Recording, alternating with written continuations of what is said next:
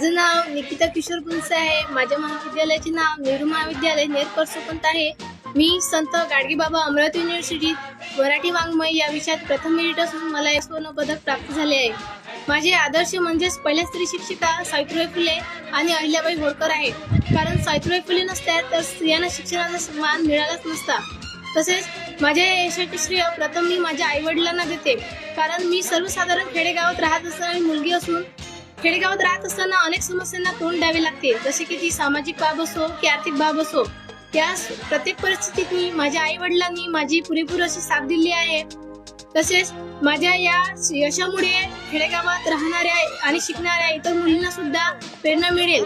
तसेच मी माझ्या या यशाचे श्रेय माझ्या शिक्षकांना सुद्धा देते, कारण शिक्षण घेत असताना बऱ्याच अडचणी भासल्या होत्या, की नवीन अभ्यासक्रम असो की पेपरचे बदललेले स्वरूप असो।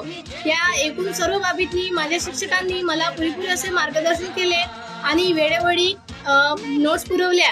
तसेच या संपादित केलेल्या गुणाचे श्रेय मी माझ्या शिक्षकांनाच देते आणि माझे ध्येय आहे की PhD पूर्ण करून मला माझ्या शिक्षकांसारखं आदर्श असं प्राध्यापक बनायचे आहे।